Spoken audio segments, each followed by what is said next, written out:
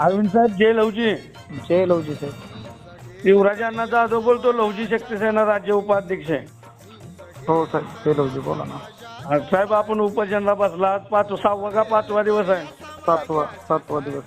7वा दिवस आहे. सगळी आता मला माहिती आहे तुम्ही का उपोषणला बसलाय, वर्गवारी करण्याच्या बाबत, बरं का? आरक्षण उपवर्गीकरण. आरक्षण उपवर्गीकरणाच्या ह्याच्यात अनेक बळी गेलेत आपल्या समाजाचं साहेब.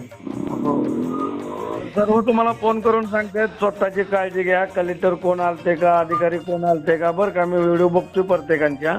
हो हो साहेब. मी तुम्हाला माझ्या फोनवरनं एकच मेसेज सांगू शकतो की साहेब, तुमच्या या उपोषणला बसण्याने खरं आरक्षण आपल्याला मिळण्यात जमा आहे की समाज तरी एक झाला आपला आजपर्यंत जे सगळा इस्कटलेला. हो आपल्यासारख्या कार्यकर्त्यांची समाजाला गरज होती. आपण उपोषणला बसून जी मागणी आहेत आपल्या सरकाराकडे तुम्ही रास्त मांडलेले आहेत. परंतु ही लढा गेले 40-50 वर्षापासून अनेक बळी गेलेत आपल्या समाजाचे. हे काय आत्ताचा लढा नाही साहेब. बरोबर आहे. मी स्वतः पुणे ते नागपूर पदयात्रा केली 2017ला आरक्षणाच्या वर्गवार करण्यासाठी. अनेक लोकांनी जलसमाधी घेतली, संजय ताकतोडेने, हे ते बरीच लोक आहेत ज्यांची नावं सांगितलं तरी आता पूर्ण दिवस पुरणार नाही. तरी पूर्ण आपलं जी भारत देश आहे ही बाबासाहेबांच्या संविधानावर चालणार आहे. हो आणि बाबासाहेबांच्या संविधानावर सर्व न्यायमूर्ती चालतात बरोबर. भारतातल्या. आणि त्या न्यायमूर्तीनं 341 कलमानुसार आपल्याला सांगितले की जाती वंचित आहेत मातंग समाजी यांना आरक्षण देण्यात यावं म्हणून. त्याच्यावर आता समिती बी राज्य सरकारला सांगितल्या बसवायचे, पण राज्य सरकार थोडंसं समिती बसवल्या, आता जनगणना बी चालू होईल, बरं का? हो हो.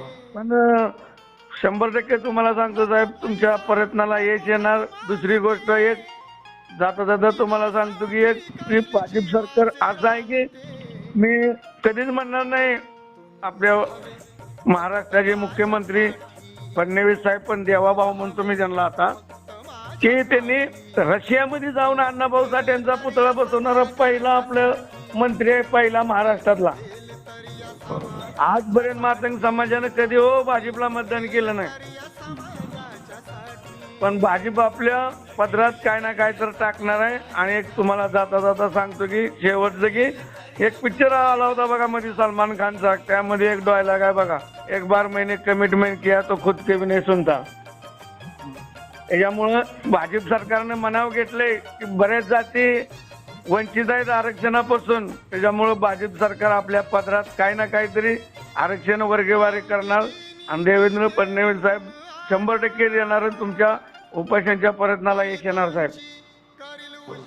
आणि पूर्ण मातंग समाजाचं लक्ष आणि आशा लागून राहिल्या या सरकाराकडे की आम्हाला काय ना काय जर आमच्या पदरात पडेल म्हणून. साहेब काळजी घ्या स्वतःची. अरविंद साहेब 2-4 दिवसात मी तुमच्याकडे येऊन जातो. जी ठेवू? हो सर.